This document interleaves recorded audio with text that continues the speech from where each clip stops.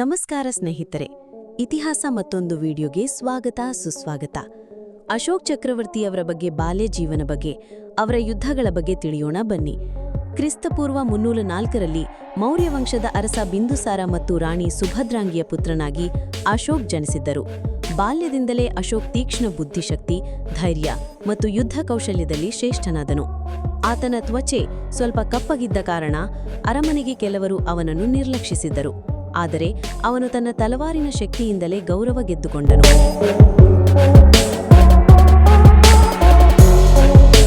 ಅಶೋಕ್ ಯೌವನದಲ್ಲೇ ತಕ್ಷಶಿಲಾ ಮತ್ತು ಉಜ್ಜಯಿನಿಯ ಗವರ್ನರ್ ಆಗಿ ನೇಮಕವಾಯಿತು. ತನ್ನ ಕಠಿಣ ಮತ್ತು ವೇಗದ ನಿರ್ಣಯಗಳಿಂದ ಪ್ರಜೆಗಳ ಮೇಲೆ ಹಿಡಿತ ಸಾಧಿಸಿದನು. ಬಿಂದುಸಾರನ ನಿಧನದ ನಂತರ ರಾಜಸಿಂಹಾಸನಕ್ಕಾಗಿ ಸಹೋದರರ ನಡುವೆ ಭೀಕರ ಸಂಘರ್ಷ ಉಂಟಾಯಿತು. ಅಂತಿಮವಾಗಿ ಅಶೋಕ್ ಜಯಿಸಿ ಕ್ರಿಸ್ತಪೂರ್ವ 273ರಲ್ಲಿ ಮೌರ್ಯ ಸಾಮ್ರಾಜ್ಯದ ಚಕ್ರವರ್ತಿಯಾಗಿ ಗದ್ದುಗೆ ಏರಿದನು.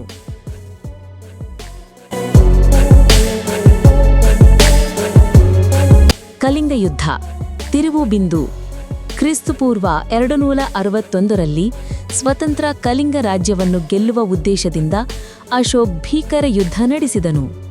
ಯುದ್ಧದ ನಂತರ 100,000 ಮಂದಿ ಮೃತರು, ಲಕ್ಷಾಂತರ ಜನರು ಗಾಯಗೊಂಡರು, ಸಾವಿರಾರು ಮಂದಿ ಬಂಧಿಗಳಾದರು. ರಕ್ತದ ನದಿ, ಅನಾಥ ಮಕ್ಕಳ ಅಳಿಕೆ, ಶೋಕದಿಂದ ಕುಸಿದ ಯೋಧರ ದೇಹ ಇವೆಲ್ಲವನ್ನೂ ನೋಡಿ ಅಶೋಕ್ನ ಮನಸ್ಸು ತತ್ತರಿಸಿತು. ಅವನು ತರವಾರಿನ ತುನಿಯಲ್ಲಿ ಜಯವಿಲ್ಲ ಎಂಬುದನ್ನು ಅರಿತುಕೊಂಡನು.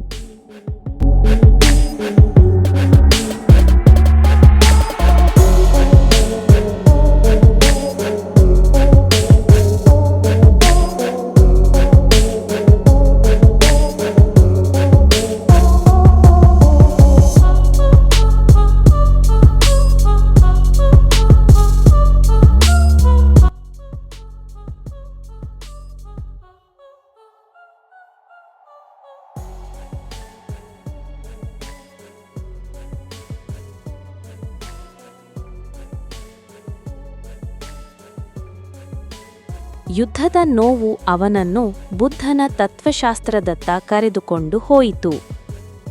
ಅಶೋಕ ಬೌದ್ಧ ಧರ್ಮವನ್ನು ಸ್ವೀಕರಿಸಿ ಅಹಿಂಸೆ, ದಯೆ ಮತ್ತು ಧರ್ಮ ಪ್ರಚಾರದ ಹಾದಿಯನ್ನು ಹಿಡಿದನು. ಅವನು ತನ್ನನ್ನು ಧರ್ಮಾಶೋಕ ಎಂದು ಪರಿವರ್ತಿಸಿಕೊಂಡನು.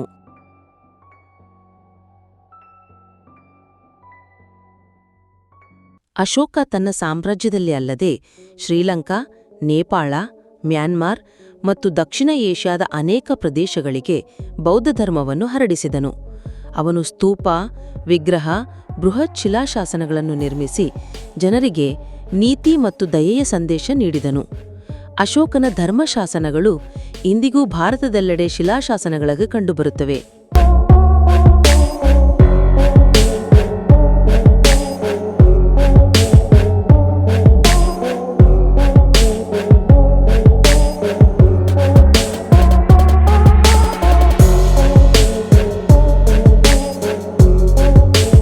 ಜೀವನದ ಕೊನೆಯ ದಿನಗಳಲ್ಲಿ ಅಶೋಕ್ ಸಿಂಹಾಸನ, ಐಶ್ವರ್ಯ, ಸೈನ್ಯ ಇವೆಲ್ಲವನ್ನು ಬಿಟ್ಟು ಸರಳ ಜೀವನ ನಡೆಸಿದನು.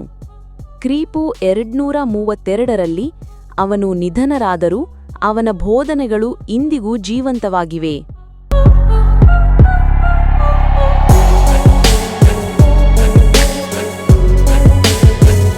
ಅಶೋಕ ಚಕ್ರ ಹೇಗೆ ಬಂತು? ಮೂಲ ಧರ್ಮಚಕ್ರ. ಅಶೋಕ ಚಕ್ರದ ಮೂಲ ಧರ್ಮಚಕ್ರ ಅಂದರೆ ವೀಲ್ ಆಫ್ ಧರ್ಮ. ಬೌದ್ಧ ಧರ್ಮದಲ್ಲಿ ಅತ್ಯಂತ ಪವಿತ್ರ ಸಂಕೇತ. ಇದು ಗೌತಮ ಬುದ್ಧನು ಸಾರಿದ ಧರ್ಮದ 8 ಮಾರ್ಗಗಳನ್ನು ಪ್ರತಿನಿಧಿಸುತ್ತದೆ. ಚಕ್ರಕ್ಕೆ 24 ಅರೆಗಳು ಇವೆ. ಇವು ಸತ್ಯ, ನೀತಿ, ಧರ್ಮ, ನ್ಯಾಯದ ಮಾರ್ಗವನ್ನು ತೋರಿಸುತ್ತವೆ.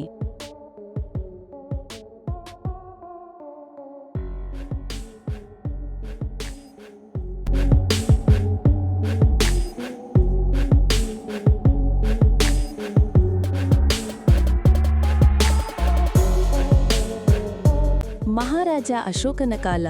ಕ್ರಿಸ್ತಪೂರ್ವ 3ನೇ ಶತಮಾನದ ಅಶೋಕ ಚಕ್ರವರ್ತಿ ಕಳಿಂಗ ಯುದ್ಧದ ನಂತರ ಹಿಂಸೆಯನ್ನು ಬಿಟ್ಟು ಬೌದ್ಧ ಧರ್ಮ ಸ್ವೀಕರಿಸಿದರು. ಅವರು ತಮ್ಮ ಸಾಮ್ರಾಜ್ಯದಲ್ಲಿ ಧರ್ಮದ ಚಕ್ರವನ್ನು ಹರಡುವ ಸಂಕೇತವಾಗಿ ಸ್ತಂಭಗಳಲ್ಲಿ ಈ ಚಕ್ರವನ್ನು ಕೆತ್ತಿಸಿದರು.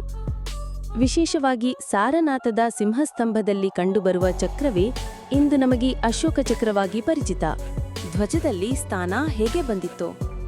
1947ರಲ್ಲಿ ಭಾರತೀಯ ರಾಷ್ಟ್ರ ಧ್ವಜ ಸಮಿತಿ ಹೊಸ ಸ್ವತಂತ್ರ ಭಾರತದ ಧ್ವಜದ ವಿನ್ಯಾಸವನ್ನು ನಿರ್ಧರಿಸಿತು. ಚಕ್ರವನ್ನು ಮಧ್ಯದಲ್ಲಿ ಇರಿಸಿ ಧರ್ಮ ಮತ್ತು ನ್ಯಾಯದ ಚಲನೆಯನ್ನು ಪ್ರತಿನಿಧಿಸಲು ಅಶೋಕ ಚಕ್ರವನ್ನು ಆಯ್ಕೆ ಮಾಡಲಾಯಿತು. ಹಸಿರು, ಬಿಳಿ, ಕೇಸರಿ ಬಣ್ಣಗಳ ನಡುವೆ ಬಿಳಿ ಪಟ್ಟಿಯಲ್ಲಿ 24 ಅರೆಗಳ ನೀಲಿ ಅಶೋಕ ಚಕ್ರ ಸೇರಿಸಲಾಯಿತು.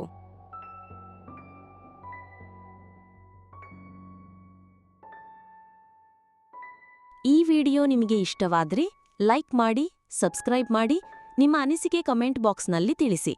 ಮುಂದಿನ ವಿಡಿಯೋದಲ್ಲಿ ಮತ್ತೆ ಸಿಗೋಣ.